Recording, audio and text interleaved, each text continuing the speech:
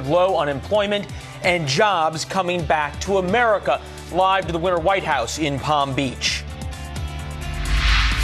Meanwhile, the final hours of the Alabama Senate campaign are bringing out the heavy hitters from both parties. African-American political leaders like Senator Cory Booker are showing up on the trail on behalf of Democrat Doug Jones. And President Trump records a get out the vote robocall for Republican Roy Moore. We'll get the very latest on the ground from both campaigns. Live pictures right now of major wildfires in Southern California continuing to burn out of control as there is a dangerous new flare-up that is forcing even more evacuations near seaside communities. Will Carr on the ground where hundreds of firefighters are trying to beat back the flames. Hi, Will. Hey there, Leland. The fire is racing along this ridge right now, threatening 15,000 homes and businesses after picking up steam overnight. We'll have all the details in a live report ahead on America's News Headquarters.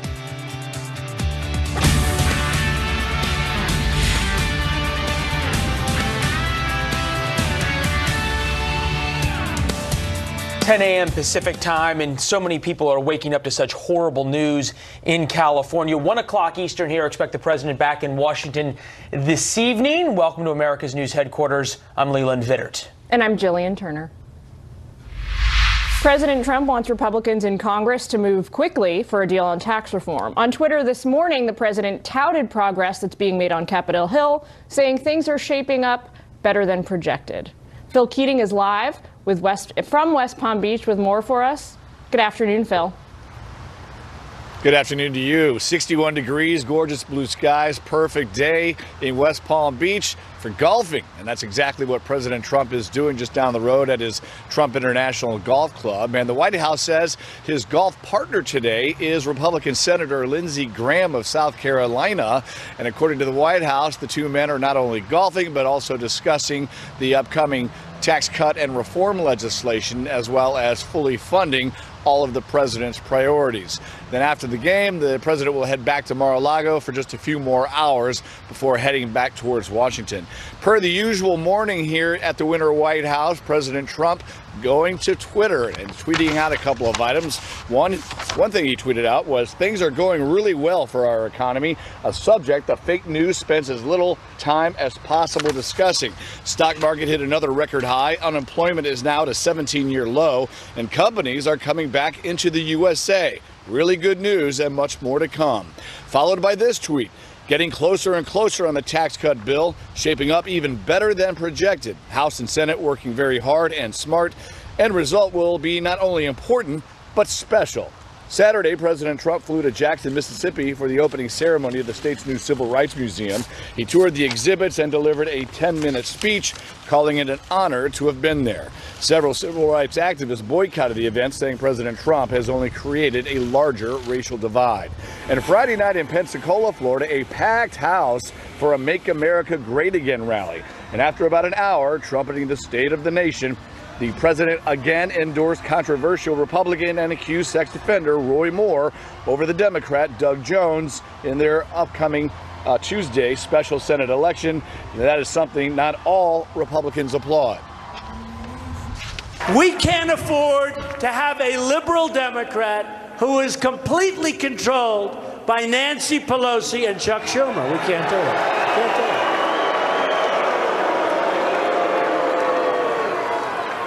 His name is Jones, and he's their total puppet. Yes, I mean, it doesn't represent me. I don't think it represents most of the Republican women, as well as my colleagues like Senator Tim Scott and others, and Cory Gardner have made clear. Virginia Congresswoman Barbara Comstock on Fox News Sunday this morning right there. Air Force One is standing by just down the road at the West Palm Beach Airport, and later this afternoon we expect that President Trump and his staff will motorcade from Palm Beach at the Winter White House over to the airport and then fly north, getting the president back to Washington and his official residence, the White House, this evening. Back to you. There will be lots of snow waiting for him when he gets back to Washington. Thanks, Phil. For sure. We are less than 90 hours from knowing the outcome of what has become one of the most incredible and surprising Senate races in American history. Democrat Doug Jones and Republican Judge Roy Moore are focusing now on getting out their voters, especially their core constituencies. Live team coverage of just that on the ground in Alabama. Peter Ducey in Birmingham with the Jones camp. Jonathan Serrie in Montgomery. We could say with Roy Moore, but he hasn't been doing many public events. So with the latest on Roy Moore, Jonathan.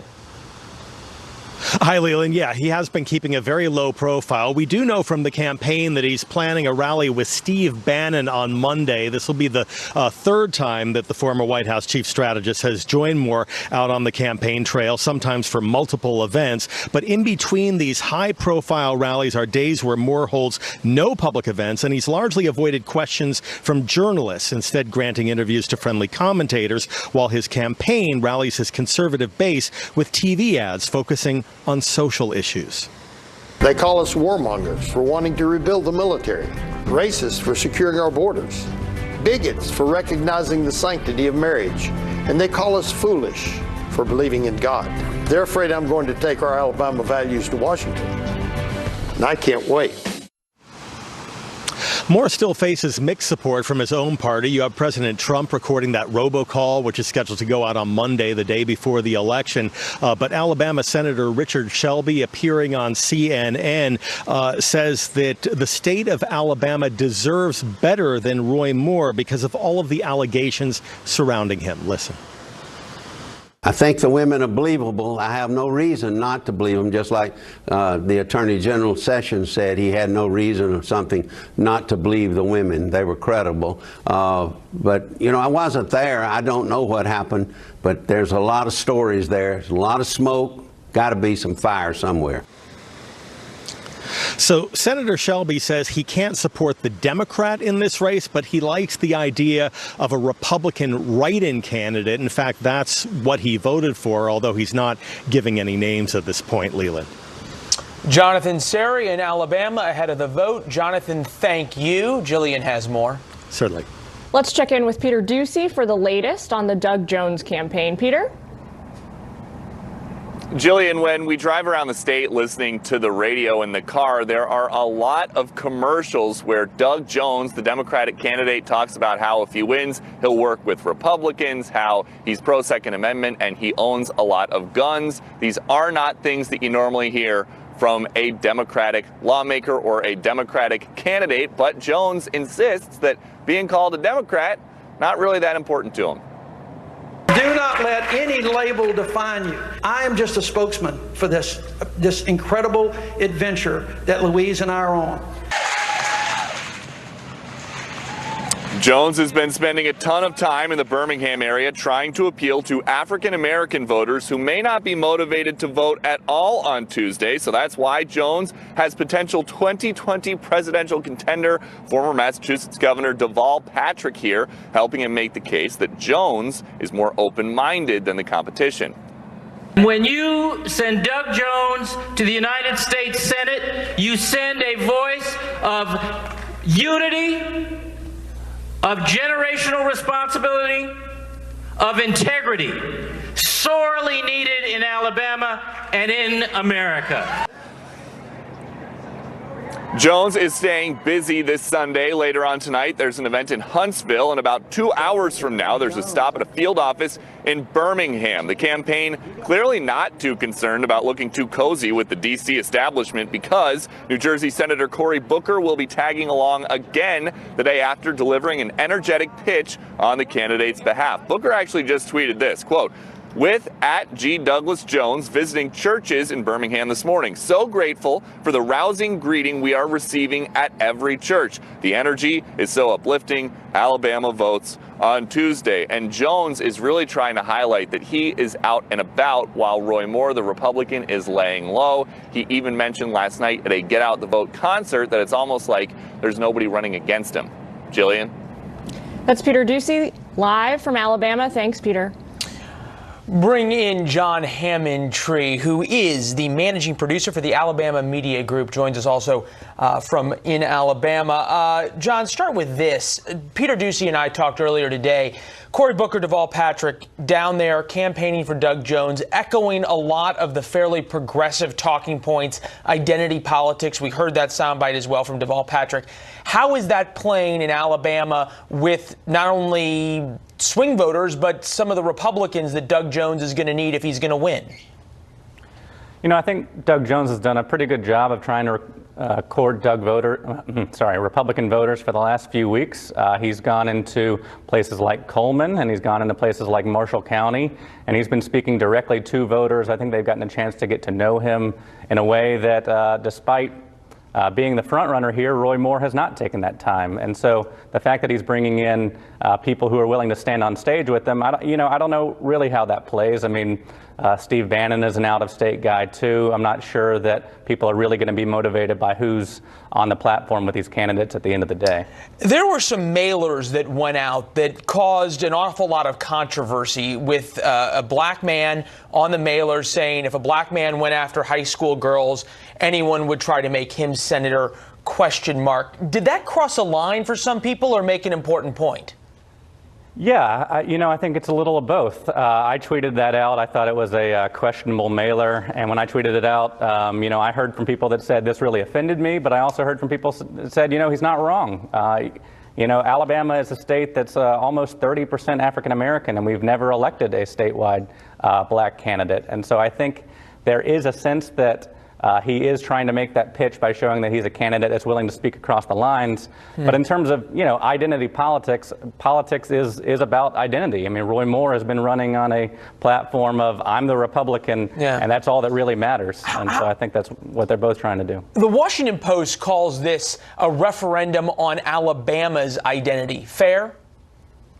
I think that's fair. I think, Alabamians are sick of being told these are what our values are by our politicians or by outside voices. I think people want to say, we're electing you. You're supposed to be our voice. You're not supposed to tell us what we think or what we believe.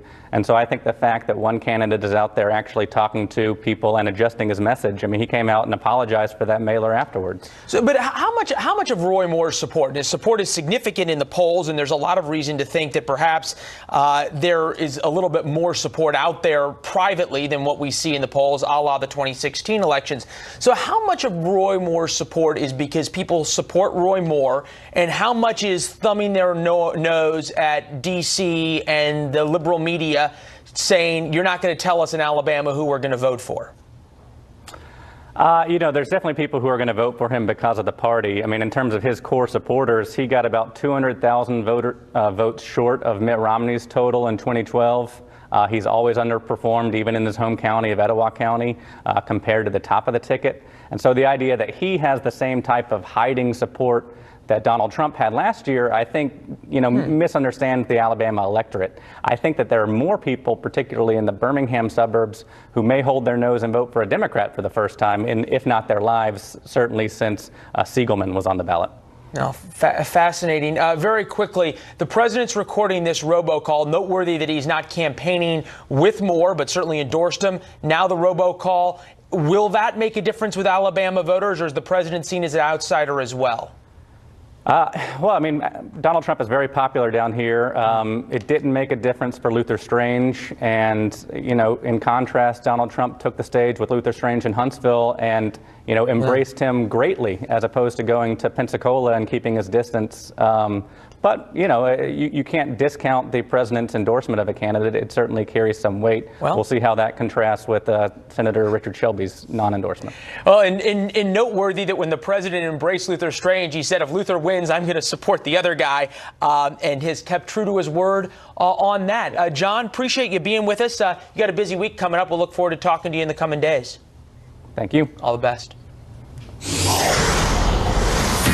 Now to a Fox News alert. On the wildfires in Southern California, you're looking at live pictures of the flames raging across Ventura County. A major new flare-up that was fueled by unpredictable winds and increasingly dry conditions is forcing new evacuations. Our own Will Carr is on the ground live. Will, what's the latest on this?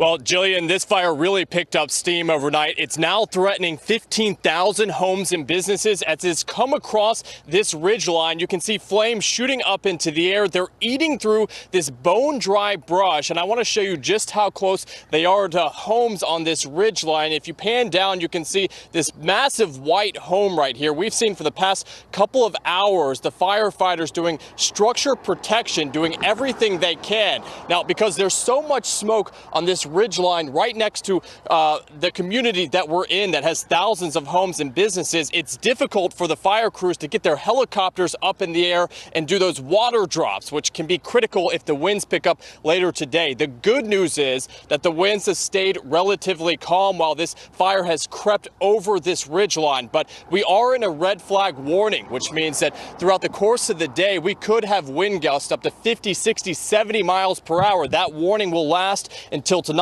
So these are really critical hours for the fire crews on the ground. And if the wind picks up and pushes one of the embers down into this community, you could be talking about an entirely new battle. So again, this is some critical time for the men and women who are up on those front lines, Jillian. Thanks for that, Will. The violence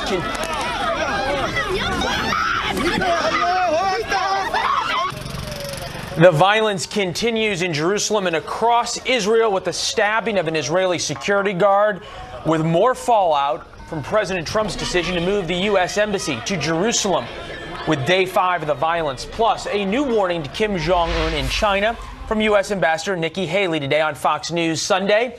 If the Hermit Kingdom refuses to abandon its nuclear weapons program, we'll tell you what she says. And Congress grappling with more of its members facing misconduct claims, and Speaker Ryan's plans to make sure there is accountability and daylight. We want to identify what reforms are needed to change the way things work. We need to recognize that this is a pervasive problem that women face not just here in Congress, but through every industry. And this really is a watershed moment.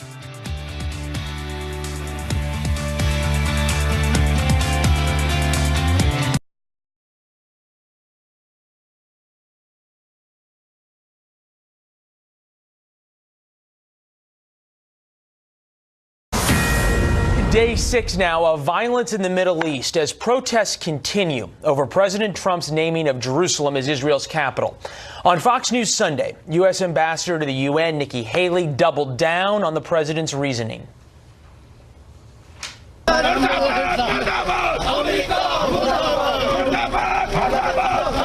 It's the right thing to do. Israel should be no different.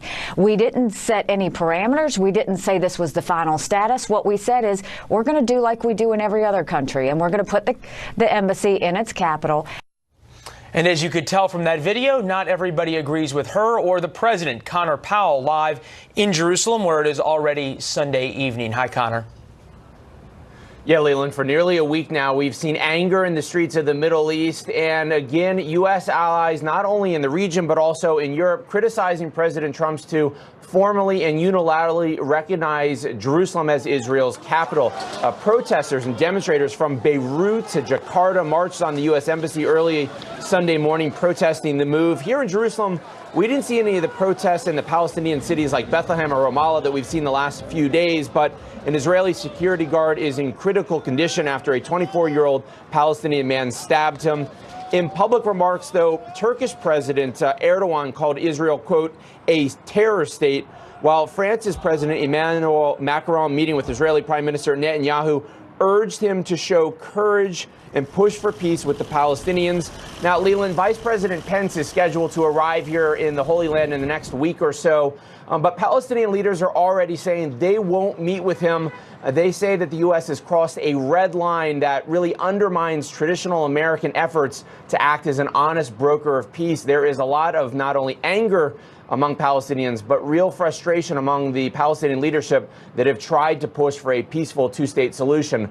It is unclear at this point where that all goes from here, Leland. And something, as you note, the vice president is likely to address when he comes to Jerusalem next week. Connor, good to see you. Stay safe there. Appreciate it. And call it a pre-winter wonderland. Parts of the Deep South and the Northeast both getting blasted with an early snowstorm Saturday. In Alabama, the snow shut down a major roadway and left thousands of folks without power. The snowfall totals reached well over 14 inches in some parts of the state. Philadelphia also getting an early dose of winter with a mix of snow and plunging temperatures. Sounds amazing. Yeah, it didn't keep. Mr. President! Mr. President! President Trump coming out swinging against the media. We'll tell you who the president is targeting with his Twitter feed. And the White House throwing its weight behind Roy Moore with just a few days to go before Alabama voters head to the polls. Our Fair and Balanced panel on if the president's robocall will get more supporters out to the ballot box. We want jobs, jobs, jobs. So get out and vote for Roy Moore.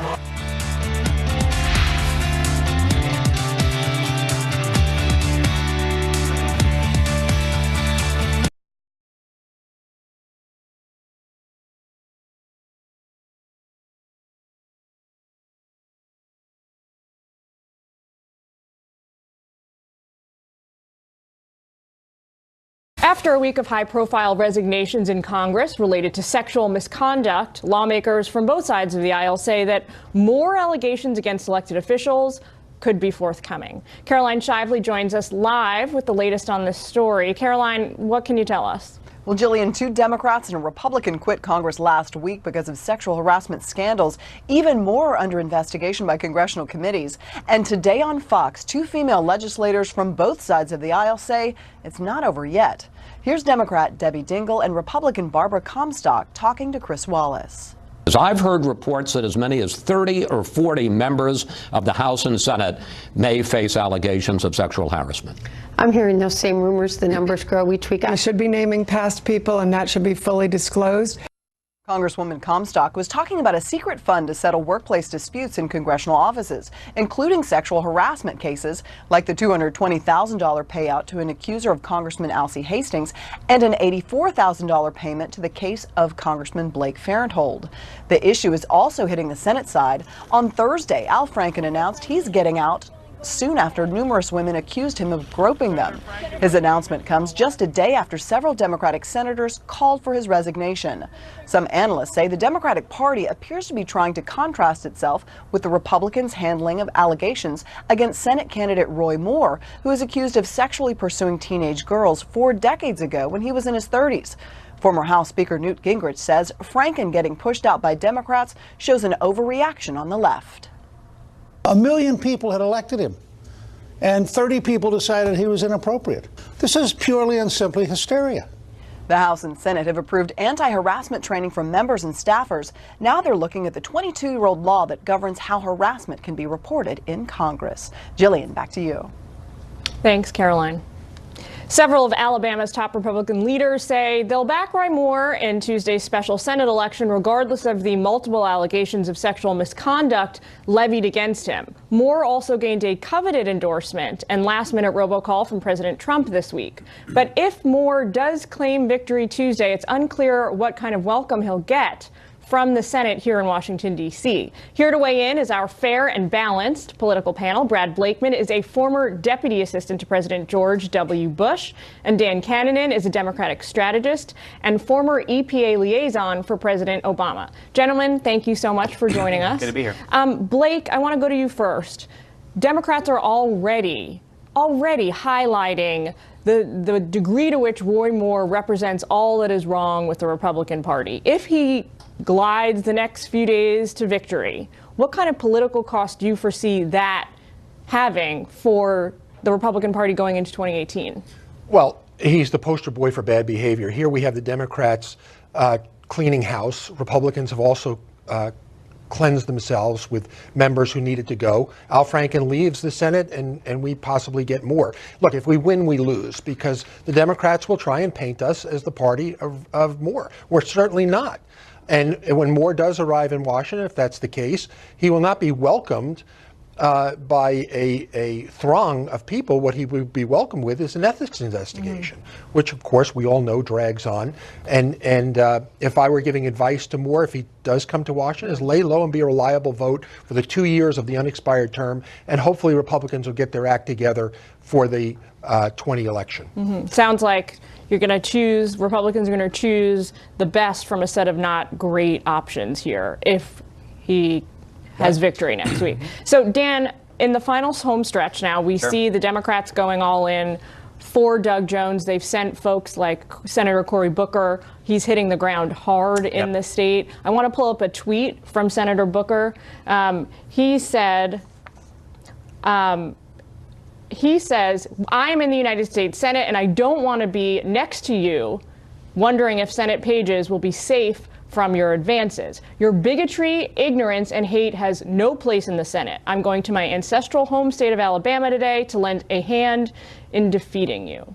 What do you say to that? Well, I think Brad is right. I think if Roy Moore wins, there is a problem in the Senate for Republicans, not just in the Senate, but I think for the entire Republican brand. And I would argue that I think there has been a time when the Republican Party was not the party of Roy Moore. At the moment, the RNC is supporting him. Donald Trump is tweeting for his support, doing a robocall. The leadership of the party is actively endorsing and working for this candidate. And there are options Mitch McConnell has. They can expel him with a 2/3 vote. They could deny him committee assignments. They could immediately have an ethics investigation. I doubt they'll pursue those options with any vigor because they will want that reliable vote. And they will really be loath to spark a riot from the Trump base against them, they don't want to face those consequences. And the party hasn't always been all in behind Roy Moore either. We have to keep in mind, at certain points in this race, it seemed like the president was really out on a limb, sometimes completely alone in his defense of the candidate. Well, the party is not all in on Well, and you can argue, some folks are arguing they now are, I think, to kind of save face at the end of this race. I agree with you, Brad, that his candidacy all along has highlighted the rift. But let's remember that when Donald Trump had the tape come out, the Access Hollywood tape, and everyone in the world thought that he was certainly going to lose, you had Republicans calling for him to pull out of the race because it was unacceptable for him to even be a candidate, much less president. But then the minute he won, flipped the script. I think that's going to happen with Roy Moore as well. Isn't it a victory for the president in a certain sense that he's even in the race, that Moore remains in the race today? Well, it's a blessing and a curse for the administration, because we're going to have to deal with this guy, both in the Senate, his colleagues, and the White House. And it's not going to be a happy time. Moore's not going to be accepted by his colleagues, both Republicans and Democrats. The vast majority will not accept him. They'll have to live with him because the people of Alabama sent him to Washington. But his tenure is not going to be one that is going to be of non-controversy. There's going to be controversy with Roy Moore as long as he serves. That's a given. There has been controversy up till now, and it is poised to continue. Gentlemen, we've got to leave it there. Thank you so much. Brad Blakeman, Dan Kahneman, see you soon. Still to come, growing concerns about the upcoming Winter Olympics as Kim Jong-un and his regime press ahead with their nuclear weapons program. Plus, we'll take a look at what's fueling President Trump's latest comments about the media. So tonight we're going to speak straight to the American people and cut right through the fake news media. Right through.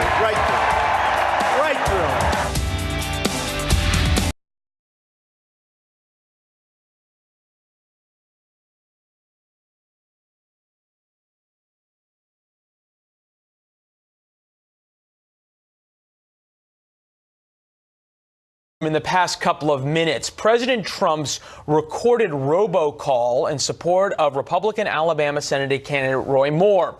In the recording released by the Moore campaign, the president warns a Doug Jones win in the Senate would undermine the president's America First platform. Here is just part of that call. Hi, this is President Donald Trump, and I need Alabama to go vote for Roy Moore. It is so important. We're already making America great again. I'm going to make America safer and stronger and better than ever before. But we need that seat. We need Roy voting for us. That being a big part of the Alabama Senate race, the president's endorsement. Another big part of the Alabama Senate race has been the media's coverage of it. And a lot of folks in Alabama say they just don't care what the media says. The president echoing that he cares, perhaps, but he doesn't necessarily believe what the media says, attacking the media again on Twitter today for their lack of coverage on the growing economy. And this past week, the president also went after inaccurate reporting by 2 major news outlets in regards to his campaign. With us now, Jeff Katz, radio host on WRVA, Richmond, Virginia, and astute watchers and folks with true geographical knowledge will realize that is a background of Boston, but you do work in Richmond, Virginia, and we're glad to have you. You do. That is not fake news. We appreciate that. It is not fake news. Three big stumbles by the media. We won't go through them, but certainly it was not exactly a great week. The CNN media critic even saying that one of their stories left a black eye for CNN. Does this bring fake news sort of from fringe conspiracy and tweets now into something that the mainstream media needs to deal with? Well, you know, to hear CNN talk about how they've gotten a black eye over this, I think they went far past 2 black eyes a long time ago. Yeah, I think it's a thoroughly legitimate thing. And as somebody who's been inside of newsrooms and broadcasting outlets for 20 plus years, there's definitely a bias which has been inherent as long as I've been around against people who are conservative in general, Republican in particular. But the animus and the vicious nature of so-called coverage of this president, I think, is absolutely, positively inexcusable. And I think what is angering so many people in certain news outlets is that this president from the very beginning said, listen, I'm going to talk to the American people. My obligation is to the American people. I've been to plenty of cocktail parties. I've dealt with lots of great people. Jeff, let me ask you a question, though. When somebody picks a fight with somebody else, should they be surprised that there is animus? I mean, President Trump uses the media as his punching bag, as his foil. Why should he be surprised if they come back punching at him? Well, I don't think there's a problem if they're punching back, but you know that the obligation of a real reporter, a serious journalist, is to record and report. And now we just have this machine operating in certain news outlets that, frankly, they identify themselves as part of the so-called resistance. They're the opposition, and they're getting tagged over and over and over again, pimping this fake news. And I think it's inexcusable. You talk about this, and at least for one reporter, it turned out to be inexcusable because he doesn't have a job anymore, and that's from the Washington Post. He put up this tweet with a pretty sarcastic comment about where the president was giving his speech. He said, "packed to the rafters," in a picture that was taken long before the speech began. And then the president demanded an apology. He apologized, and now he since has left. This is the president's tweet. The Washington Post just admitted that his picture was a fake fraud, showing an almost empty arena last night for my speech in Pensacola, when in fact he knew the arena was packed as shown on TV. Fake news. He should be fired. What happens, though, when the shoe's on the other foot, when all of a sudden it's a reporter who files something that is positive to the president and it turns out to be wrong? Should they be fired, too? Well, I'm waiting for anybody in those outlets to do anything positive regarding President Trump. And once they do, I will be more than happy to weigh in on it as to whether it's fake or real. I think those of you who are in the journalistic community, not the opinion portion of it, but as real reporters and serious journalists, you have an obligation to record and report. And that means you can't be pushing this fake news. I get it. There are a lot of people inside those certain news outlets that hate this president. They hate everything that he believes. They hate everybody who supports him. But if you really do Jeff, report on this, you have to be honest. I want to get something that there hasn't been a lot of reporting on. And the president's talked about this. He says there's not enough reporting on the stock market, on low unemployment, on jobs coming back. And what I'm interested in is when callers call into your show, do they say, hey, look, I feel a lot better about the economy. I've got more job opportunities. The economy is doing better for me. Are reporters missing that story, or is it a story that the rest of America doesn't really care about or hasn't felt yet?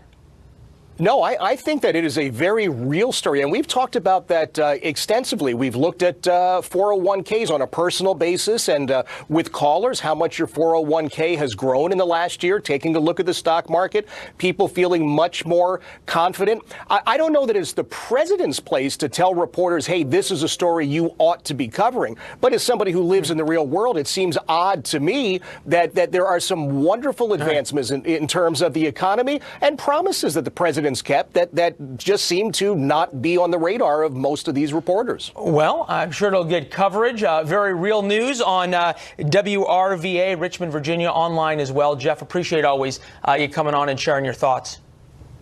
Always my pleasure. Thank you, guys. Great to see you. Jillian?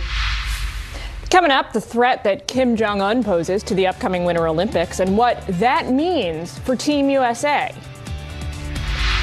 Plus, swirling snow did not stop Army and Navy from producing another awesome rivalry game, how both teams took the game to the very last play. Stick with us. March along, sing a song with the army of the free. Count the brave, count the true.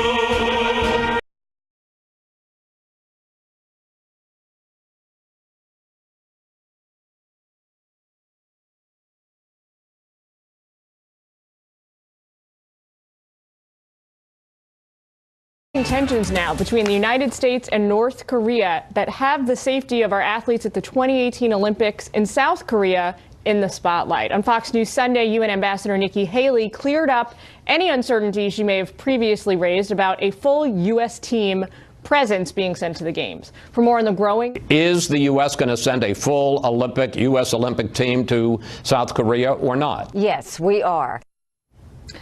For more on the growing threat of North Korea, I want to bring in Dr. Tara Maller, a spokesperson and senior advisor for the Counter-Extremism Project and former CIA military analyst. Tara, thank you so much for being with us. Thanks for having me. So a few days ago, Nikki Haley intimated that U.S. athletes would not participate at this year's Olympic Games. The White House and she kind of rushed to clarify that. We're all on the same page now. American athletes are going to go to the games, but was this gaffe from Nikki Haley already sort of a victory for Kim Jong-un? I don't think it was a victory per se. There are ways she could have said it better. At the end of the day, she made a calculated and measured response saying that our athletes going there, just like government officials traveling anywhere in the world, depend on an assessment of the security situation. I think they walked it back. Our athletes are going to proceed and go there. Our athletes, just like all of government officials, are going to proceed to do business around the globe. And when there's threats and warnings, we take precautionary measures. So, you know, the situation there is delicate with what's going on with North Korea. It's delicate in light of the worldwide travel warning with the State Department. And it's delicate because it's the Olympics, a large gathering of people. So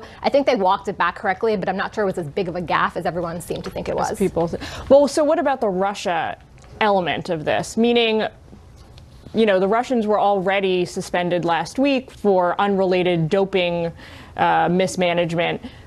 I'm sure Vladimir Putin would love nothing more than for the Olympics to kind of unravel due to the North Korean nuclear threat. Do you think there's any chance that Putin and Kim Jong-un and their regimes are coordinating on this to kind of make it seem unstable and unsure? Sure. I don't know that there's evidence that they're cooperating with a specific plot or a plan, but it like would you seem, could conceive of that. I could conceive that the North Korea would like to do something that sort of makes a provocatory move before the Olympics. I could see that North Korea might, on the heels of what are their 23 missiles and over 16 tests since February, launch a 24th or 25th or 26th in the lead up to the Olympics. So I could see all those things happening. I could see, you know, Russia perhaps making inflammatory statements, and I could see, to be honest, jihadist terrorist groups making threats as well. The Olympics are usually, you know, a politically focused event. It's a sporting event. There's large numbers of people, and right now it's sort of a perfect storm of factors on the peninsula there, and also ISIS always, you know, looks for targets as well.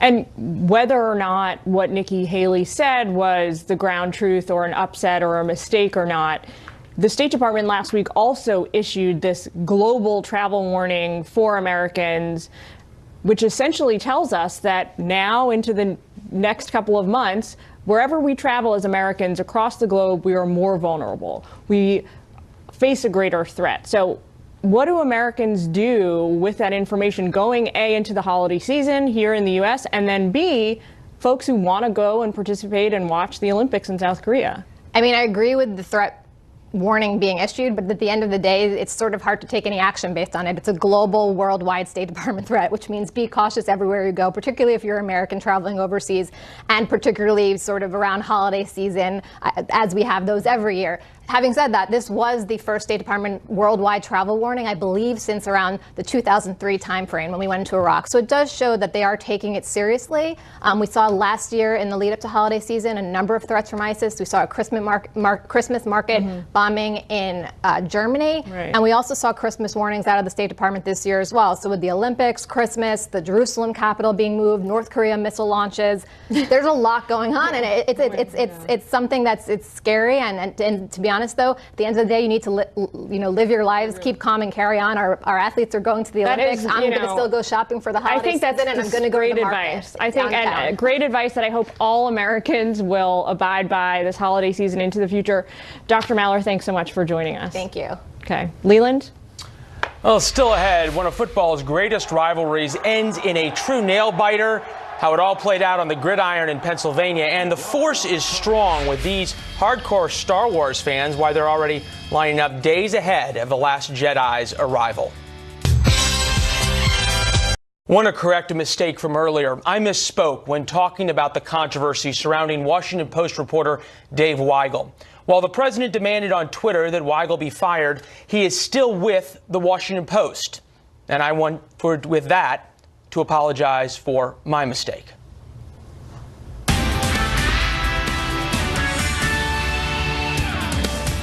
How long would you wait in line to see your favorite movie? A week isn't too long for these Star Wars fans. They've been waiting outside of this Hollywood theater since last Thursday in anticipation of The Last Jedi. It hits theaters nationwide Friday.